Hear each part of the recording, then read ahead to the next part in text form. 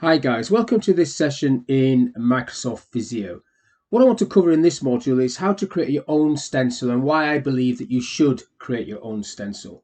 I'm going to use the basic diagram template to show you how to do it. So I'll just click on that and then create my little stencil. There we go. So each diagram template that you select has some preset stencils already populating down the left hand side. So on this diagram, this is the basic diagram. If I just open that up a little bit, you can see it's got basic shapes, arrow shapes, decorative shapes, and graph and math shapes. With the options at the top there, you've got quick shapes, which is just a snapshot of some of those, and then more shapes at the top, where you can basically bring a stencil in from any other template, of which there are many that you can see there. Look, as I just hover over some of these, that one in particular is a huge set of stencils you could bring into this diagram by just clicking onto one of these.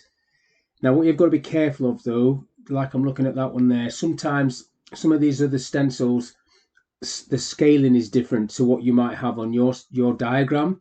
So you can't bring a floor plan stencil in maybe on a basic organizational charts template because the size of the shapes will be completely different and not appropriate. You might have to create several stencils to cater for that sort of issue. So all of these can be brought in. Down the bottom there, you've got open stencil. That's where you would go for opening up a stencil you've already created. But to create your own stencil, you're clicking on this option here, create new stencil, metric or US if you want a US one. I'm going for that one, metric. And you just end up with a little stencil there with no name, little star. If I click on the star, it will allow me to save this, save that stencil. I right clicked on that actually. And then it goes to where the other stencils are, and I'll just call this testing. That's going to be called testing. It's going into documents, my shapes, save. Now to add shapes to this, basically there's a couple of ways of doing it. You can click onto one of these other stencils, whichever one. If I go for basic shapes, probably wouldn't be bringing a square, but this is how you can do it. You just pick up that shape and hover over your stencil. It will then open and you can just drop that in and it brings up the name of that shape. And then you can see the floppy disk there ready for you to save it if you want to. If I go to do that again on a different one, so I'll go for this shape, hover over my stencil, wait until it opens up, drop it in. Another way you could do it is you could search for something. So if I just type car at the top there, this will show me all the cars that are in Visio, if any, and then you can basically do the same sort of thing, drag it onto your stencil, but you cannot see your stencil while the search box is open.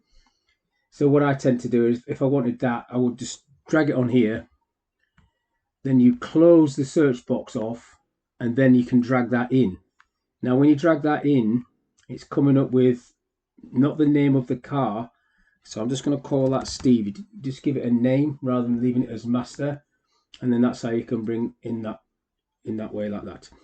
You can also do this. If I just get myself back to basic shapes,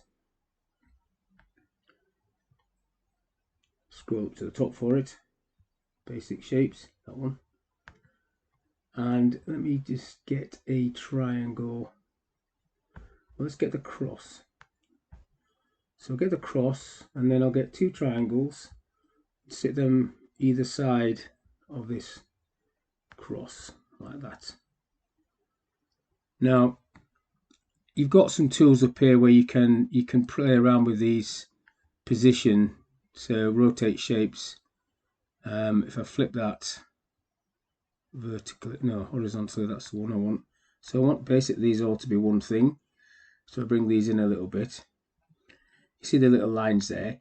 Now if I highlight all of this, I can group these shapes and create my own little shape. So you've got group at the top there. I'm clicking on group and then group, and then this becomes a shape like a set, if you like. I'll just move it around as a group.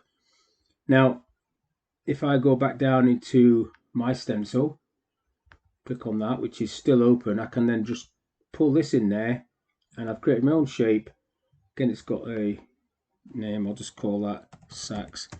Call it something that means something, not just my name. And then I'm going to save that, and then I'm going to close this stencil down. So right clicked on it, close, and it's gone. Now I can use that stencil anywhere. I just need to go and get it. I'll get it again for here. So go more. This time I'm going to open, and then it should see that stencil I just did testing. And there we go. Now I can do that in another diagram. If I created a different diagram or used a different diagram, I could bring that into that diagram if these shapes are relevant for that. So in the past, I've created nodes for a project flow chart where there wasn't one as a diagram stencil previously loaded, so I created my own.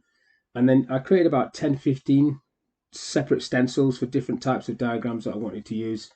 But I think it's a really useful thing to do, create that stencil. Now if I save this diagram, which I'm not going to do, this stencil will be saved with it. As long as I don't close it, it will be there when I open this up again. So creating your own stencil, this is what this video is about. Hopefully it's of use. I think it's very useful. But thank you for your time. I'll catch you in the next one.